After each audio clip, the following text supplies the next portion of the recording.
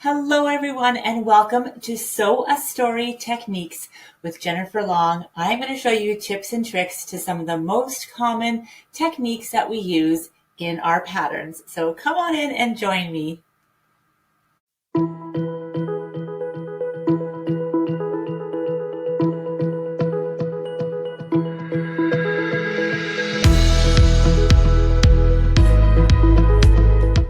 Hello, everyone, and welcome. My name is Jennifer Long from Sew a Story, and today under techniques, I want to teach you my special tips and tricks for half rectangle triangles.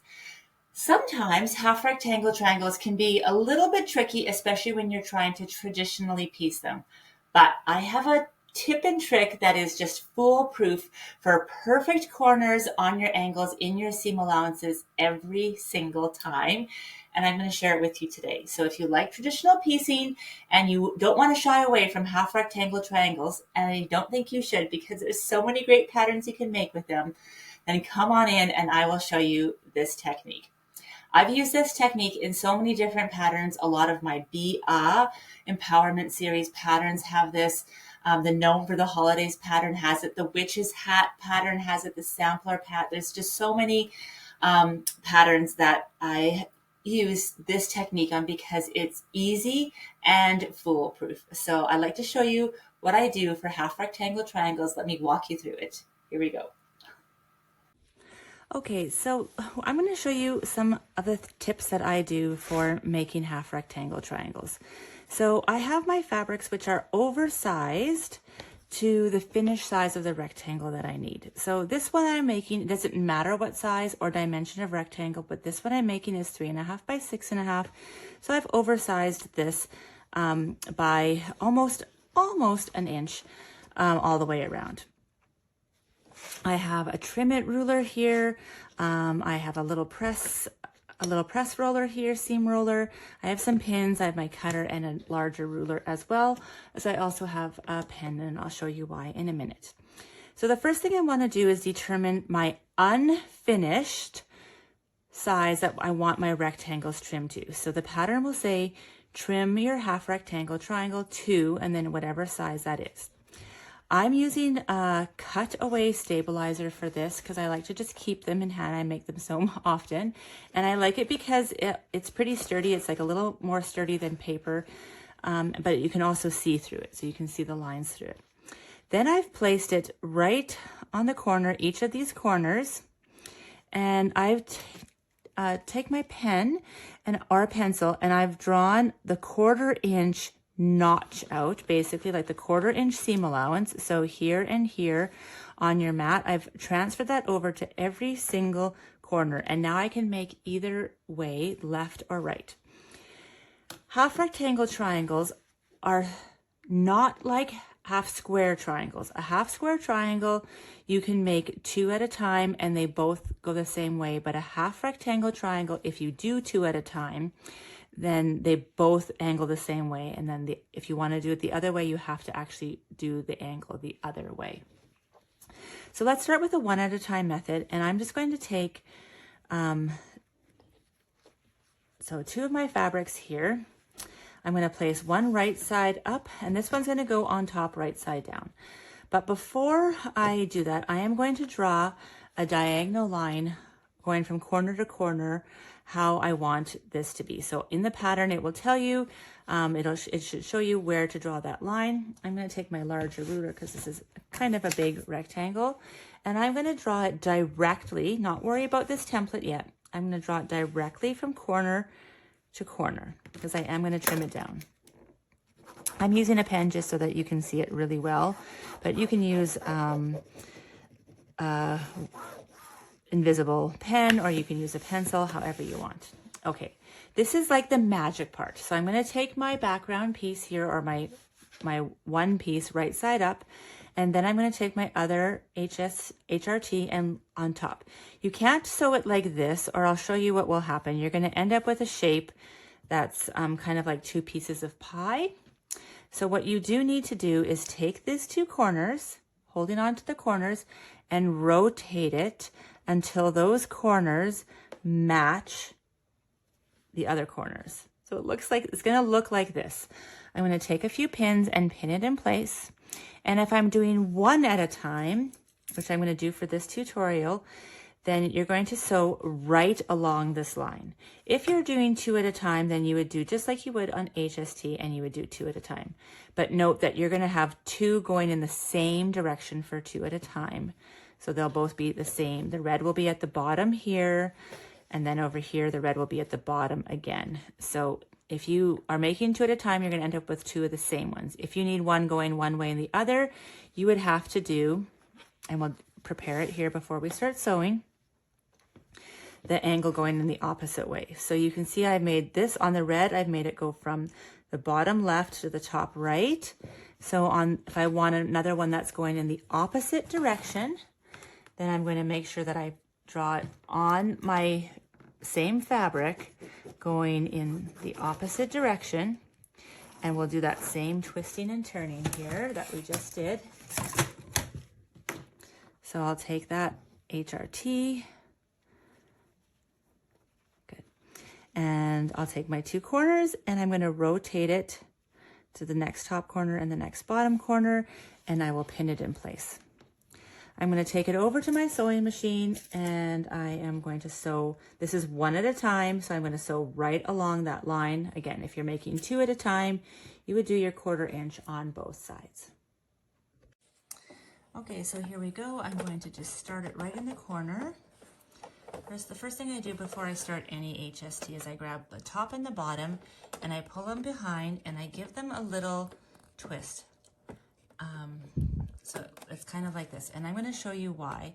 You know when sometimes it gets a little nest and it gets caught in there? If you have a twist and then you give a gentle like support to that thread when you pull, then it'll never pull that corner right down into your feed dogs. So it's another little tip and trick for you there.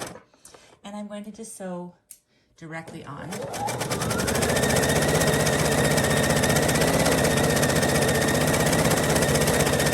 This line, pull out my pin, and continue right off.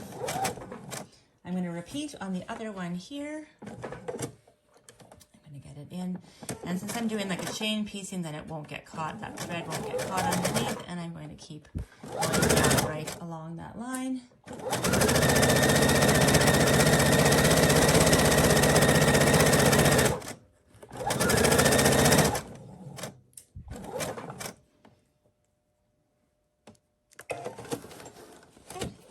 Looks like this. Let's come back over to the table.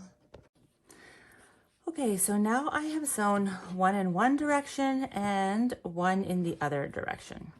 It doesn't really matter which side you want, or you keep. If I'm going to do this one at a time, I have to cut off half and discard half. So I can test here and look which prints I like, how it turned out better, or here.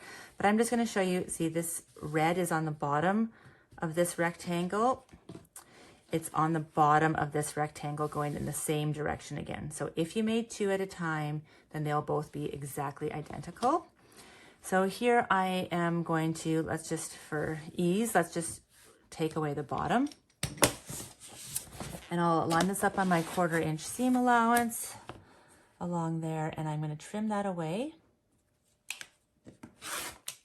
Good, so I'll discard those, and I end up with this piece. And here, before I trim away, I just like to test, make sure it's good. It doesn't really matter, but I'm just testing here both ways. And then I'm just going to trim away the bottom. So I'm going to do that 1/4 inch this way. Good. And we've got there. Now, you can decide how you want to press your seams. If you want to press them open towards the dark side, I'm going to press mine open. I actually, because I do a lot of picture quilts, then I actually quite often press my seams open just because there's so many joins happening. But you can press however you prefer. And I'll do this one too, and I'll show you that there's two rectangles going in two directions. Okay. So it looks like this. Yeah, or it could be like this if you wanted this to be like this. So they're not exactly completely square. You see you have kind of like little dog ears and all kinds of different things happening. So then you'll take your template that you already made. I want a 3.5 by 6.5 unfinished. There's a couple ways to do it, and like the easiest way that like the beginner friendly way is to match your corners of this rectangle on here, and your corners will be here. However, depending on the width and the height of your rectangle, this point, let me get a pin here, this point may or may not end up right in your seam allowance. And so this is where you're going to be sewing when you sew this piece into your quilt, because this is your 1/4 inch seam allowance. So what I like to do is, this is my tip here, I make these little notches in here, I put my pin right in the corner, and I stick it right through onto the seam. I do the same thing for this one, this 1/4 inch on this side, and I put it right inside the seam, and it's lined up. So as you can see, this is just a tiny bit off, and this one is just a tiny bit off, but that is okay. So when I trim it now, I'm going to take my ruler, I'm going to hold this exactly where it is. You can use washi tape to hold it there if you like. Good. I'm going to line up 2 corners of it, and I'm going to trim away this excess. Good. And I will repeat here, and then I'm going to show you what it looks like.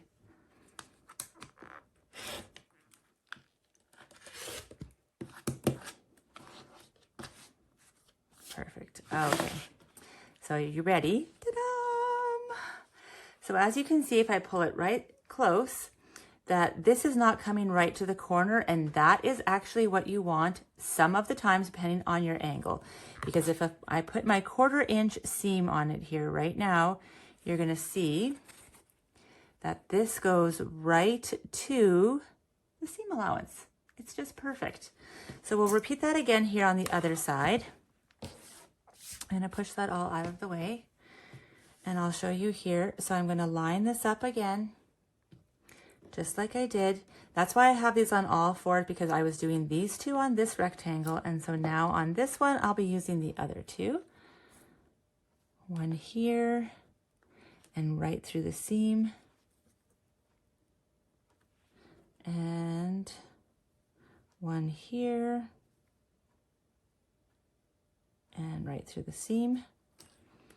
Perfect. And I will line that up, and I'll trim these, and I'll show you the two half rectangle triangles that we have ready to go to insert into your pattern, and you can just sew as normal with your 1/4 inch seam allowances. Oh, it's okay if that happens, because these should be lined up, but I'll make sure I line this one up again.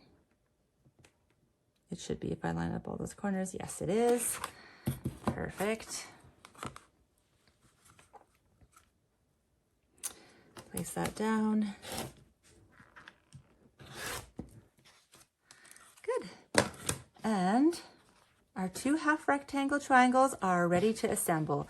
If we ended up putting those together in our seam allowance, then that if we sew a true 1/4 inch seam allowance, then everything is going to connect and be absolutely exact. So I hope you had fun making half rectangle triangles. They are absolutely addictive. You can make all kinds of patterns with them. You can have tons of fun. You have them all going in the same directions, or basically any kind of idea that you want. So enjoy half rectangle triangles, and I'll see you again next time. Thank you so much for being here today with me for Sew a Story Techniques with Jennifer Long. I hope you learned some new tips and tricks that you can take into your sewing room as you sew your story together. Until next time, see you soon. Bye for now.